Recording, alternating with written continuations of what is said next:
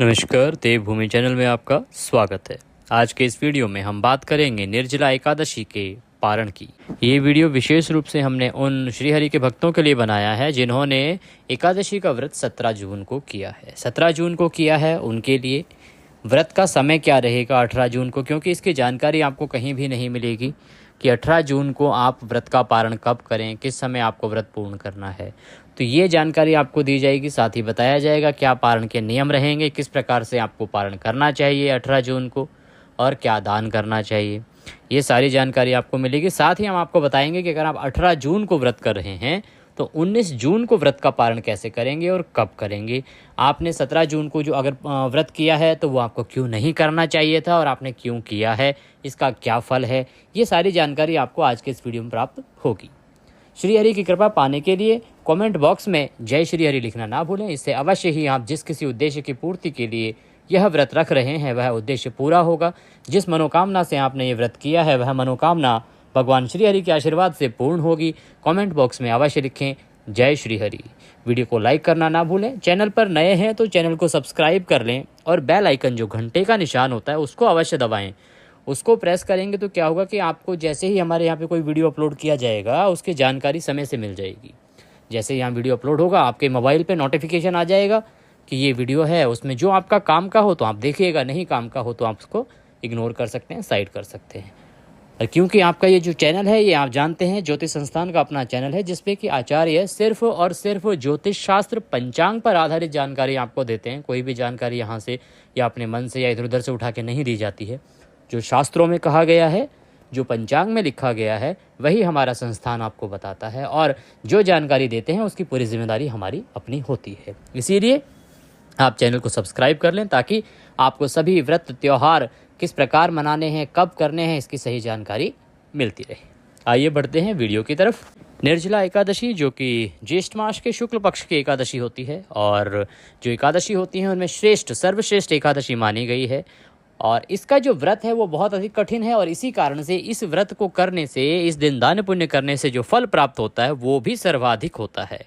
इसके अलावा और किसी एकादशी से इतना पुण्य प्राप्त नहीं होता जितना एकादशी का, इस निर्जला एकादशी का व्रत करने से होता है या पूजन करने से होता है या इसकी कथा सुनने से होता है और दान पुण्य आदि करने से होता है। इसीलिए निर्जला एकादशी का अपना बहुत अधिक महत्व है। इस वर्ष हमने आपको बताया था कि निर्जला एकादशी जो है वो आरंभ हो रही है 17 जून को सुबह 4:42 पर और समाप्त होगी 18 जून को सुबह 6:27 पर। इस प्रकार से दोनों ही दिन सूर्य के मुख से एकादशी है।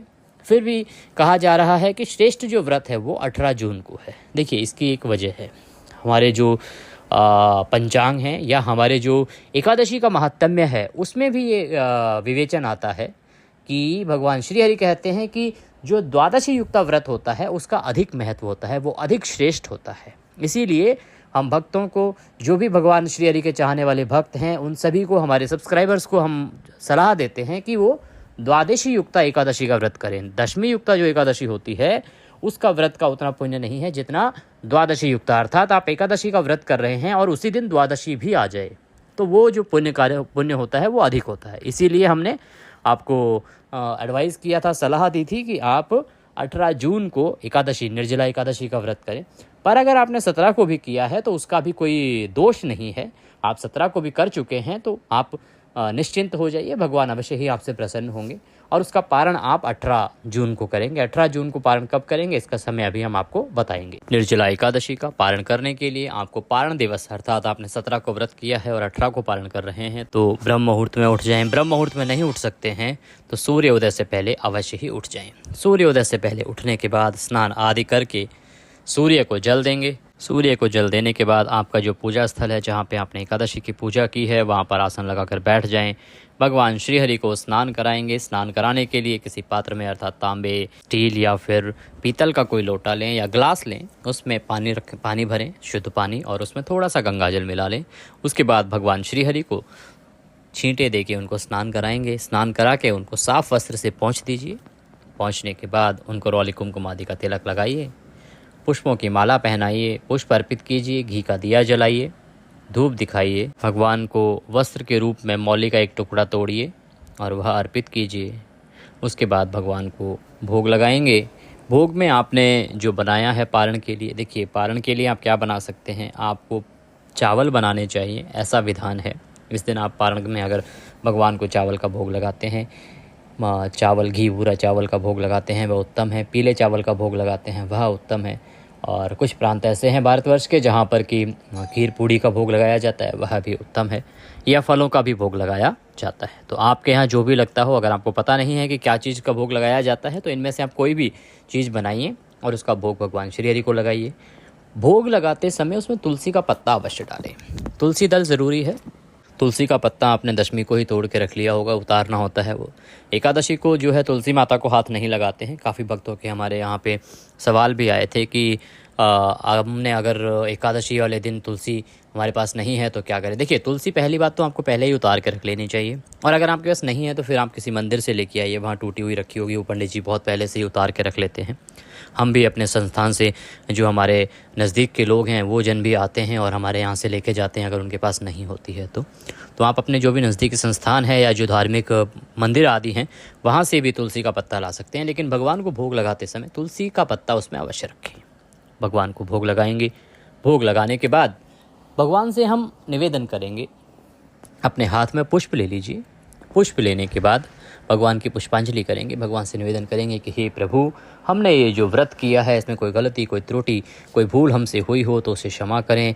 जाने अनजाने की गलतियों को क्षमा करते हुए दया का आशीर्वाद प्रदान करें, क्योंकि आप दया सिंधु हैं और हम आपके दर के भिखारी हैं। हे प्रभु, हम अज्ञानी जीव हैं, हमसे जैसी बन पड़ी है वैसी सेवा आपकी की है।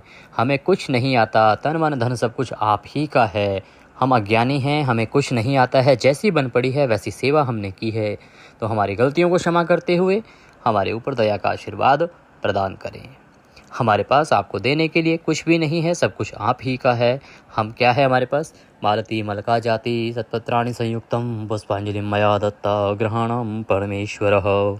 और जो पुष्प आपके हाथ में है उनको भगवान को चरणों में छोड़ दीजिए कि प्रभु ये पत्र पुष्प की भेंट है, इसको स्वीकार करें और हमारी गलतियों को क्षमा करते हुए दया का आशीर्वाद प्रदान करें। पुष्पांजलि करने के बाद भगवान को आप नमन करेंगे। आप इस दिन आप किसी ब्राह्मण को निमंत्रित करें, उनको भोजन कराएं, भोजन करा के दान दक्षिणा आदि दे के उनको विदा करें तो उत्तम रहेगा। आप इस दिन किसी गरीब को दान दे सकते हैं। आप मंदिर में सीधा भिजवाइए, अर्थात आपके पास कुछ नहीं है तो आप एक दूध का पैकेट ले लीजिए, थोड़े केले लीजिए, बिस्किट ले लीजिए, उसमें दक्षिणा रखिए और वह मंदिर में दे आइए, अगर आप किसी ब्राह्मण को निमंत्रण नहीं दे सकते हैं तो। यह दान करने के बाद ही आप अपने व्रत का पारण करेंगे। आप कहीं रास्ते में हैं तो तुलसी का पत्ता अपने मुंह में रखिए, पानी पी लीजिए और भगवान को स्मरण कीजिए, इससे भी आप अपना पारण कर सकते हैं। अब बात आती है कि पारण करना कब है, पारण का नियम क्या है। देखिए कब पारण करना चाहिए। एकादशी तिथि का जो आप व्रत करते हैं उसका जो पारण है वो हमेशा द्वादशी तिथि में किया जाना चाहिए। और द्वादशी तिथि में भी जो पहले 5 घंटे हैं, जैसे ही द्वादशी लगी है उसके बाद के पहले 5 घंटे जो हैं वो हरिवासर का समय होता है, इसमें पारण वर्जित है, अर्थात नहीं किया जाता है। के बाद जो शुभ समय हो उसी में पारण करना चाहिए। तो इन नियमों को ध्यान में रखते हुए देखिए एकादशी तिथि जो है वो 18 तारीख को समाप्त हो रही है सुबह 6:27 और पहले 5 घंटे हरिवासर के होते हैं, इसीलिए 11:27 तक तो पारण हो ही नहीं सकता। उसके बाद शुभ समय, क्योंकि शुभ समय और घड़ी अगर हम देखें तो 11:30 से और 12:16 तक का जो समय है ये उत्तम समय है। इसमें आप 18 तारीख को पारण कीजिए, भगवान श्रीहरि आपको अवश्य ही आशीर्वाद प्रदान करेंगे, आपका व्रत अवश्य ही सफल होगा।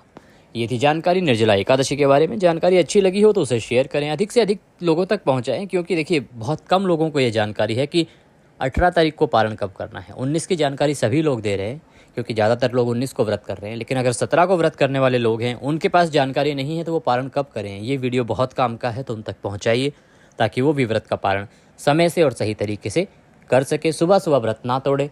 इस दिन जो व्रत है ये पूर्ण होगा 11:30 बजे के बाद ही। आज के इस वीडियो में अभी के लिए इतना ही। अगले वीडियो में फिर होगी आपसे मुलाकात, तब तक के लिए जय श्री हरि।